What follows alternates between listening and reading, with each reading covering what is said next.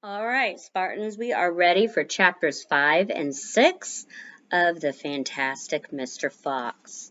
Last we read, we had found out that Mr. Fox lied to steal chickens from 3 farmers, Bunce, Bean, and Bogus. He stole chickens and ducks and geese and turkeys from them for their dinners, and the farmers did not like it. So they tried to catch him. They shot at him and shot his tail off. Then they got some shovels and tried to dig into his foxhole and get him and his family. They were not successful because the foxes dug and dug and dug and dug to get away. Let's find out what happens next. The terrible tractors. As the sun rose the next morning, Bogus and Bunce and Bean were still digging. They had dug a hole so deep you could have put a house into it. But they had not yet come to the end of the fox's tunnel. They were all very tired and cross. Cross is like angry and grumpy. Dang and blast, said Bogus. Whose rotten idea was this? Bean's idea, said Bunce.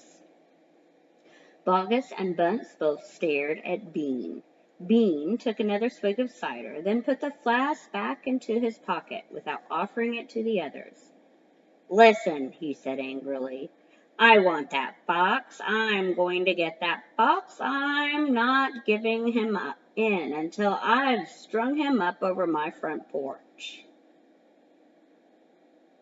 We can't get him by digging for sure, said the fat Bogus. I've had enough of digging. Bunce, the little pot-bellied dwarf, looked up at Bean and said, Have you got any more dumb ideas? What? Said Bean. I can't hear you. Bean never took a bath. He never even washed. As a result, his ear holes were clogged with all kinds of muck and wax and bits of chewing gum and dead flies and stuff like that. This made him deaf, means he could not hear. Speak louder, he said to Bunce, and Bunce shouted back, Got any more dumb ideas? Bean rubbed the back of his neck with a dirty finger.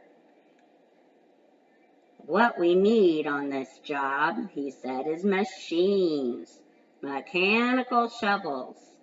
We'll have them out in 5 minutes with mechanical shovels. This was a pretty good idea, and the other two had to admit it.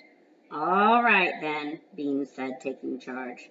Bogus, you stay here and see the fox doesn't escape. Bunce and I will go and fetch our machinery. If he tries to get out, you get him. The long, thin Bean walked away. The tiny Bunce trotted after him. The fat Bogus stayed where he was with his gun pointing at the foxhole. There's Bean scratching his ear. There's the machines. Soon, 2 enormous caterpillar tractors with mechanical shovels on their front ends came clanking into the wood. Bean was driving one, Bunce the other. The machines were both black.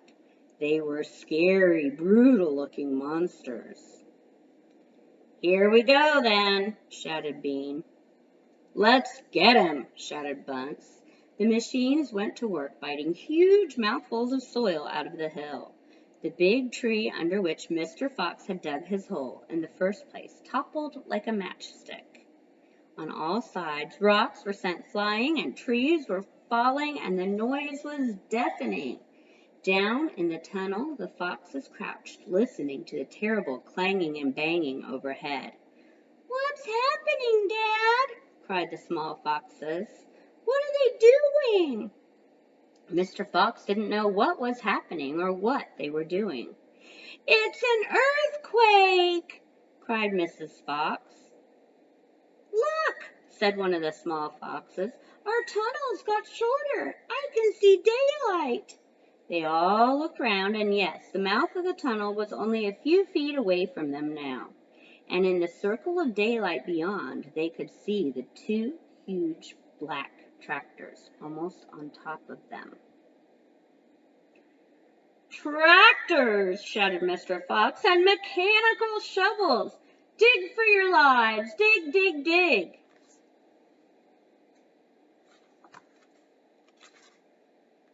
Chapter 6. The Race. Now there began a desperate race, and the machines against the foxes. In the beginning, the hill looked like this. And after about an hour, the machines bit away more and more soil from the hilltop. It looked like this. Sometimes the foxes would gain a little ground, and the clanking noises would grow fainter, and Mr. Fox would say, "We're going to make it, I'm sure we are." But then a few moments later, the machines would come back at them, and the crunch of the mighty shovels would get louder and louder. Once the foxes actually saw the sharp metal edge of one of the shovels as it scraped up the earth behind them. "Keep going, my darlings," panted Mr. Fox. "Don't give up." "Keep going," the fat Boggis shouted to Bunsen Bean. "We'll get him any moment now." "Have you caught sight of him yet?" Bean called back.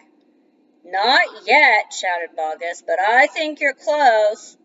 "I'll pick him up with my bucket," shouted Bunce. "I'll get him."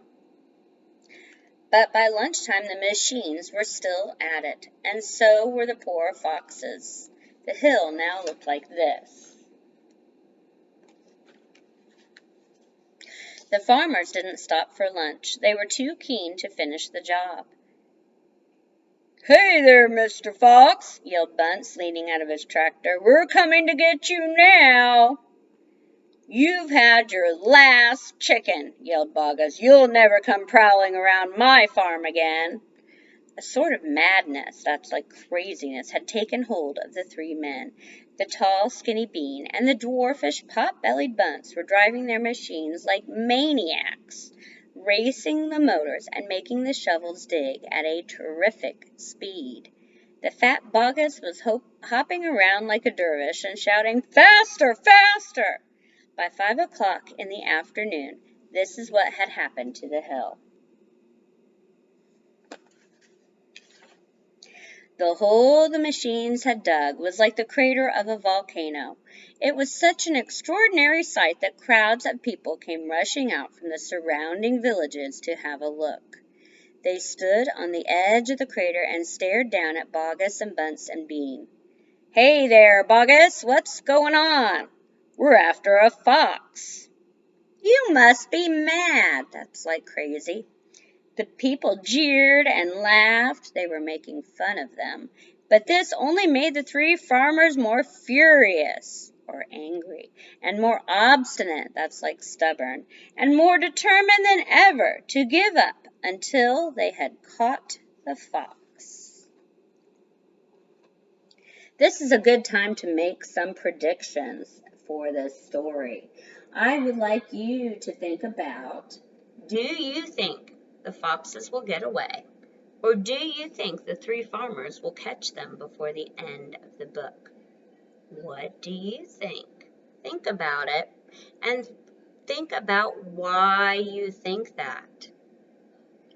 And I can't wait for chapters 7 and 8 tomorrow.